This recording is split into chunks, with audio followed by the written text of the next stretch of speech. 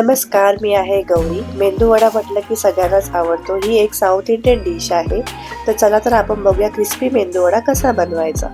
तर आता इथे मी 4 वाट्या उडीद डाळ घेतलेला आहे। याला चांगलं स्वच्छ पाण्याने धुवून घेतलेला आहे आणि आता एका पाण्यामध्ये टाकून त्याला चांगलं 5 तास भिजत ठेवलेलं आहे।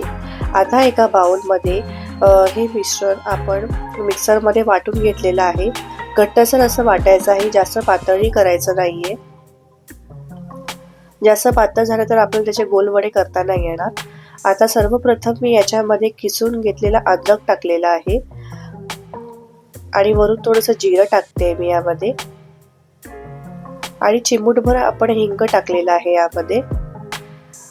आता मी बारीक चिरलेला कढीपत्ता आणि 2 चमचे मी तांदळाचं पीठ घेतलेलं आहे। तांदळाचं पीठ याकरता टाकत आहे कारण की मेंदूवडा आपण जेव्हा करतो ते खूप छान क्रिस्पी होतात, त्यामुळे मी याच्यामध्ये तांदळाचं पीठ टाकलेलं आहे।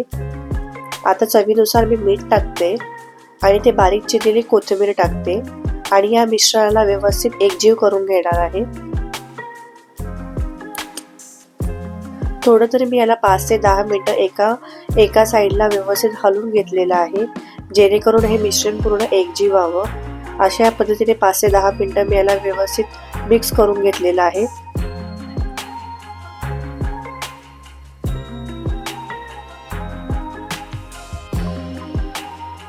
आता इथे मी थोडंसं किंचितसं पाणी टाकलं आहे, जास्तही पाणी टाकायचं नाही आणि याला व्यवस्थित मिक्स करून घेतलेलं आहे।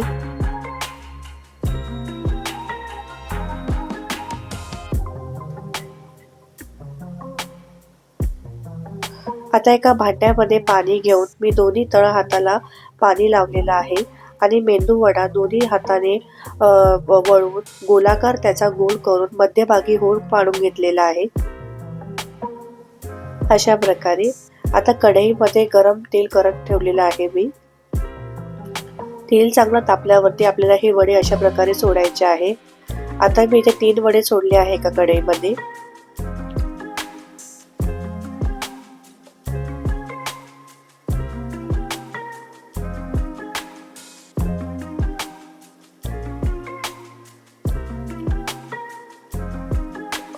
तुम्ही पाहू शकता आता एका साईडला वडे मी चांगले तळून घेतलेले आहे आणि त्याला पलटी करून घेतलेला आहे।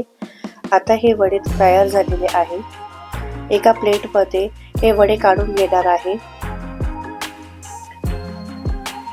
यामध्ये मी खोबऱ्याची चटणी टाकलेली आहे।